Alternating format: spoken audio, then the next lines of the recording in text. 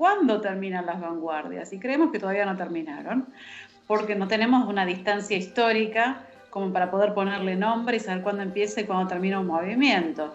Porque piensen que al Renacimiento le pusieron nombre como 200 años después, y al Barroco lo despreciaron, le pusieron un nombre peyorativo hasta fines del siglo XIX, principios del XX, fíjense, 300 años llamándolo despectivamente. Y ahora que vamos a hablar de las vanguardias, ¿terminaron las vanguardias? Yo creo que no, que todavía necesitamos 200 años más para poder ponerle un título y decir cuándo empezó, cuándo terminó, porque creo que las características de las vanguardias siguen vigentes en el arte de hoy en día. Y les cuento cuáles son.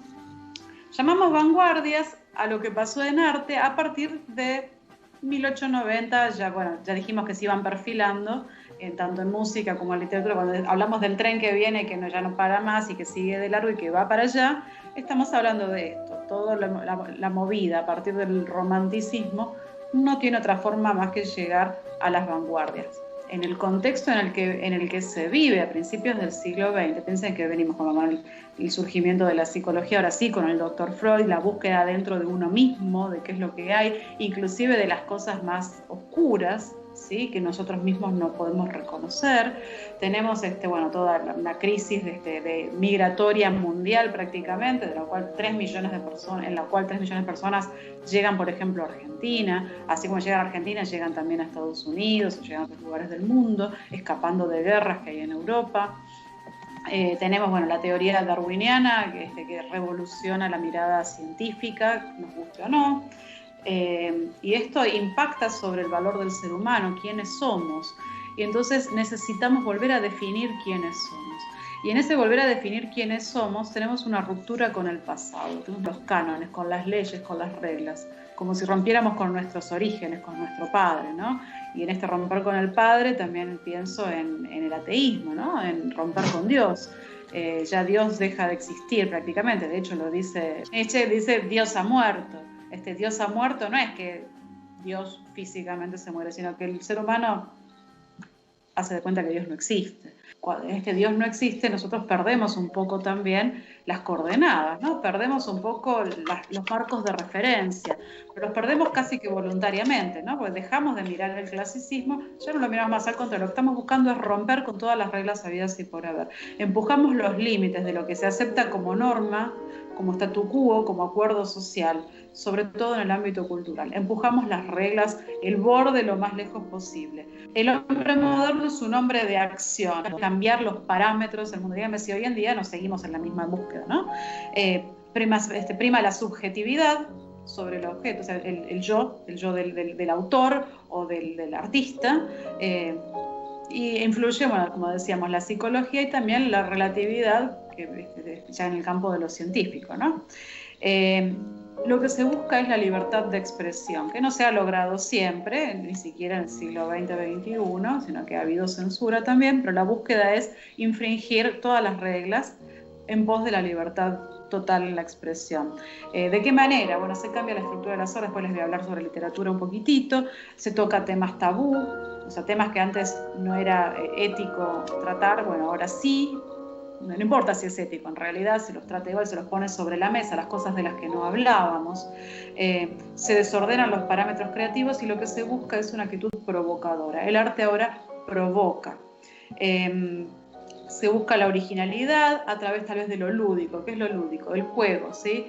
Mientras jugar antes era algo relegado a la infancia, ahora a través del juego se va buscando nuevos lenguajes artísticos, se desafía a los modelos y a los valores existentes.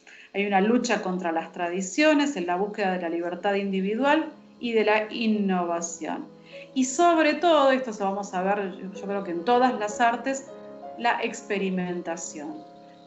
Ensayo y error. Yo creo que eso también es uno de los motivos por los cuales las vanguardias se suceden tan rápidamente, los diferentes movimientos, ¿no? Porque se trabaja con ensayo y error, y aparte porque nos apoyamos en lo que nosotros sentimos, y lo que nosotros sentimos puede cambiar todos los días. Entonces, al no haber una regla fija, y si lo que estamos buscando es innovar, esto cambia todos los días.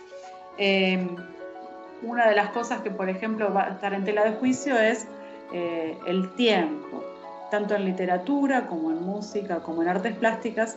el tiempo va a ser uno de los temas importantes, ¿sí? Ya el tiempo no es el tiempo exterior, un tiempo común que nos rige a todos, sino que cada uno tenemos nuestro propio tiempo interior más bien. Profe, te lo dejo para vos. No te digo todo, porque después me gustaría decir algo sobre la música y sobre la literatura, pero creo que las artes plásticas son muy elocuentes. Así que... Muy bien. Sí, creo que sí, y me parece que tal vez sea el tema más extenso de todos. Vamos a tratar de hacerlo lo más resumido posible y a la vez que se pueda entender. Justamente me quedo con lo último que dijiste sobre el tiempo, porque eso también nos da la pauta de que si bien las vanguardias, si nosotros las estudiamos, tienen una fecha donde por ahí hay vanguardias donde empiezan y terminan. Voy a dar un ejemplo, la futurista empieza en 1909 y termina en 1914 porque es la Primera Guerra Mundial. Sí terminan, no terminan realmente porque sigue habiendo un montón de artistas que trabajan bajo los parámetros del futurismo. Obviamente esa época fue una época determinada en un contexto y eso sí es lo que no se puede mantener, digamos. Bien, yo puse estas imágenes. Si ustedes ven, a este pintor lo conocen, es Vincent Van Gogh, y hay dos pintores más. Los tres eran amigos dentro del grupo de los impresionistas, ellos mismos se creían impresionistas, pero la historia del arte los va a ubicar en el grupo de los post-impresionistas. ¿Por qué? ¿Qué tienen de particular? Bueno, porque son los primeros en entrar en esta gran revolución. Toda la historia del arte, a través de todos estos siglos que nosotros vimos, en todos estos siglos tuvieron una misma premisa, la mímesis, vamos a decir, que quiere decir copiar la naturaleza, copiar la realidad, es decir, que la fuente de todo lo que se representaba estaba puesta en el objeto. A partir de estos tres artistas postimpresionistas y las vanguardias que nosotros vamos a estudiar, porque ellos son los que abren el camino a las vanguardias, vamos a encontrar que el objeto de estudio y el objeto de deseo de los artistas ya no está puesto en el objeto, sino en el propio sujeto. Vincent Van Gogh, si algo tenía, era que era un artista sumamente apasionado, eso mismo le llevó la vida, y la manera de pintar no era de acuerdo a lo que se veía. Si bien él creía ser impresionista, los impresionistas nosotros ya vimos que copiaban la realidad en una manera muy fotográfica, a través de la mezcla óptica y de las pinceladas de color. Miren cómo pintaba Van Gogh. ¿A ustedes les parece que esto está copiando la realidad? Más allá de los girasoles, que por ahí son los más realistas de todos los trabajos que tienen. El siguiente que estoy mostrando es Paul Gauguin. Cuerpos amarillos, está bien que está pintando mujeres de la Polinesia. Esto ahora no nos llama la atención a nosotros, porque estamos acostumbrados a ver arte moderno. Pero esto, chicos, en la época en la que ellos estaban trabajando, que es fines del siglo XIX, no existía, nadie pintaba un cuerpo humano de esta manera, ¿sí? O lo mismo acá, en este autorretrato, que tiene la cara prácticamente verde, o esta manera de pintar una playa, eran realmente adelantados para su época. Vamos a ver el último. El último es Paul Cézanne, que va a ser el que va a abrir las vanguardias para lo que es el cubismo. Gauguin al fauvismo y Vincent Van Gogh al expresionismo alemán.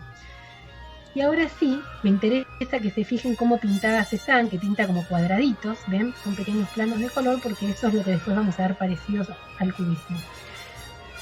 Yendo a las vanguardias ahora. Vamos a empezar por la primera. 1905, Francia, el fauvismo. Voy a mostrar pequeños pantallazos. Esto que estamos viendo ahora no nos llama la atención para nada, pero vuelvo a lo mismo, el tema de la subjetividad. El arte se convierte en un arte de sujeto. ¿Cómo siento? El primero en decir eso fue uno de los postimpresionistas que le nombré recién, Gauguin. Dijo, yo voy a pintar la copa de un árbol roja si la siento roja, no tengo por qué pintarla verde. Y así es como los fauvistas empiezan a pintar y pintan utilizando el color en una forma muy estridente. Ellos sí hacen contorno, utilizan el contorno, y por supuesto que ponen el color en una forma muy caprichosa, muy arbitraria, ¿ven? Por ejemplo, esta Madame Matisse, que es la mujer de uno de los pintores más importantes, fundador del fauvismo, la hace vestida de japonesa por esto que estaba pasando, que era que en Francia se valoraba el arte africano, el arte oriental. La hace vestida de japonesa con la cara de dos colores, en fin, algo que obviamente solo puede pasar en una vanguardia artística. Bien, yo les muestro este pantallazo de fobismo. ¿Qué quiere decir fobismo? Otro nombre que le ponen en forma peyorativa porque primero son rechazados del salón de otoño. Quiere decir fieras, porque decían que no sabían pintar, que eran como bestias pintando. Y ellos, siguiendo los pasos del impresionismo, lo que hacen es tomar ese nombre como bandera y decir, sí, nosotros somos fieras, y son los pintores fobistas. Miren esto, la danza de Matisse nos muestra precisamente algo que va a ser, de lo que va a hacer uso el fobismo, la síntesis. ¿No es cierto que no tiene nada que ver con las pinturas académicas que veníamos viendo? Cualquiera que ustedes recuerden de las que les mostramos en movimientos anteriores, no se parece a nada. Bueno, chicos, bienvenidos al arte de las vanguardias y el siglo XX. Esta es la vanguardia cubista, que surge en 1907.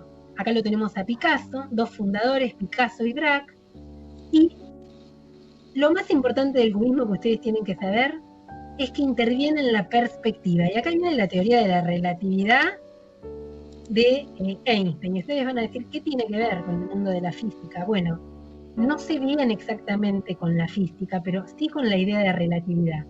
Lo que nos está diciendo el cubismo es que no hay una sola manera de mirar las cosas, sino que hay muchos puntos de vista. Cuando nosotros vemos en el cubismo que tenemos una persona con un ojo de frente y un ojo de perfil, y la nariz de perfil y parte de la cara de frente, lo que estamos viendo es que al objeto se lo está mirando desde distintos lados a la vez, de arriba, de abajo, de un costado, del otro costado. No voy a entrar en detalles porque el cubismo tiene adentro distintos movimientos, ¿sí?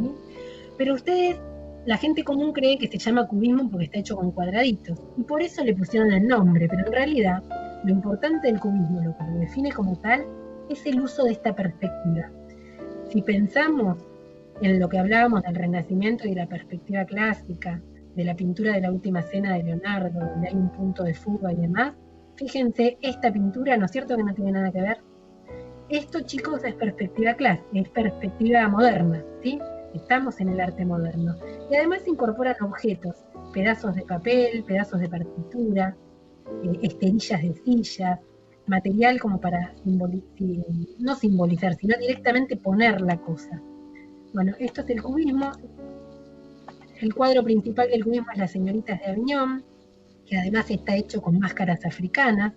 Picasso usa caras humanas por un lado, máscaras africanas por el otro. Es realmente muy interesante como vanguardia.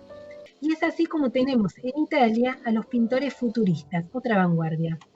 De los futuristas quiero decir que arrancan principalmente en la literatura, que se con los manifiestos. ¿Qué eran los manifiestos? Eran escritos que se publicaban en boletines donde se defendían el alma del movimiento, o sea, por qué se trabajaba de esa manera y cuáles eran los postulados del movimiento, que era lo que estaba defendiendo. Porque eran muy apasionados, tan apasionados que se murieron en la Primera Guerra Mundial, la mayoría. ¿Por qué? Porque fueron a la guerra. En cuanto a la forma de pensar de los futuristas, la revolución industrial llega muy tarde a Italia, y entonces este movimiento surge en Milán, que era la ciudad más tecnificada de Italia, y se enamoran profundamente de la tecnología. De ahí el nombre futurismo. Quieren la máquina, quieren la velocidad, quieren el futuro y quieren la tecnología. Y desdeñan todo lo que representaba Italia, su pasado. Imagínense que eran muy jóvenes, tenían 20 años, 18, 20 años, y estaban cansados de ver que el arte italiano pasaba por el arte clásico, ¿sí? Es decir, por el arte grecorromano, por el arte del Renacimiento, por el arte del Barroco. Entonces, en ese desdén por todas las academias y por todo el arte anterior, querían quemar las iglesias, porque aparte eran ateos, querían quemar los museos, porque los obligaba a mirar ese pasado glorioso de Italia, y a hacer su nuevo arte. ¿Y qué querían hacer en su arte? Fíjense, movimiento. Amaban el movimiento y la velocidad. Ellos son los que van a decir, Marinetti en su manifiesto futurista, que una máquina de carrera, que es un auto de carrera, es más bello que la Victoria alada de Samotracia, que es una escultura muy bella del siglo V a.C. y es griega. Bueno, estos eran los pintores futuristas, eran políticamente muy vehementes, algunos anarquistas, muchos socialistas, y todos se volcaron al fascismo, o casi todos. Cuando surge la propuesta de la guerra, ellos que creen que la guerra es la higiene del mundo y que sirve para mejorar el mundo, se van a alistar voluntariamente y se van a morir en la guerra.